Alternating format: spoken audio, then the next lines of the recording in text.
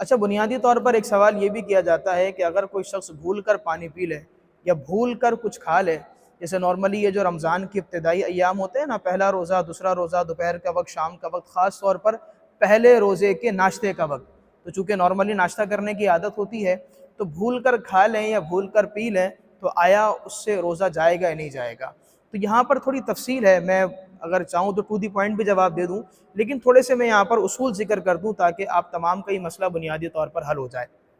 پہلی چیز تو یہ کہ اگر کوئی بندہ قصداً جان بوجھ کر ارادے کے ساتھ کھاتا اور پیتا ہے، اس کا روزہ ٹوٹ جائے گا، اس کا روزہ چلا جائے گا۔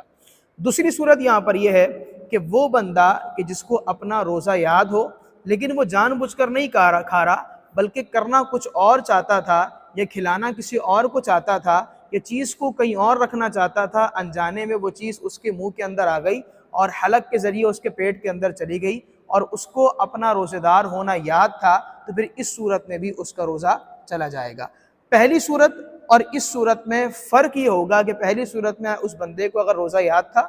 اور اس نے جان بوجھ کر کھا لیا ہے تو روزہ بھی چلا گیا، اس پر قضا بھی لازم ہوگی اور ساتھ ساتھ اس پر روزے کا کفارہ بھی لازم ہوگا۔ لیکن دوسری صورت میں اس کو روزے دار ہونا یاد تھا لیکن اس نے جان بوجھ کر نہیں کھایا بلکہ انجانے میں کھا لیا، تو چونکہ یہاں پر اس نے قصداً نہیں کھایا ہے تو لہذا روزہ تو اس کا چلا جائے گا لیکن اس پر کفارہ لازم نہیں ہوگا، بس قضا لازم ہوگی۔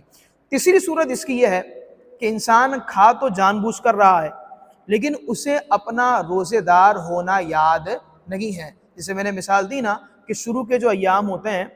پہلا اور دوسرا روزہ، یا پہلے روزے کے جو ناشتے کا وقت ہوتا ہے، یا فوراً جو صبح اٹھتے ہیں وہ والا ٹائم ہوتا ہے 8-9 بجے کا ٹائم، تو اس میں نارملی عادت نہیں ہوتی پورے سال کھاتے پیتے ہیں، یا نفلی روزے رکھنے کی بھی عادت نہیں ہوتی، تو بہرحال اگر اس وقت روزے دار ہونا یاد نہیں تھا اور کھا لیا ہے تو پھر اس سے روزہ نہیں جائے گا، اس سے روزہ قائم و دائم رہے گا۔ تو خلاصہ کلام یہاں پر یہ ہوا کہ روزے دار ہونا یاد تھا، جان بوجھ کر کھا لیا ہے، روزہ بھی چلا جائے گا، قضا بھی لازم ہوگی، کفارہ بھی لازم ہوگا۔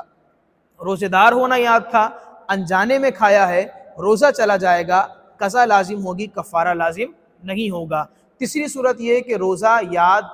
نہیں تھا اور جان بوجھ کر یا انجانے میں کھا لیا تو روزہ نہیں جائے گا۔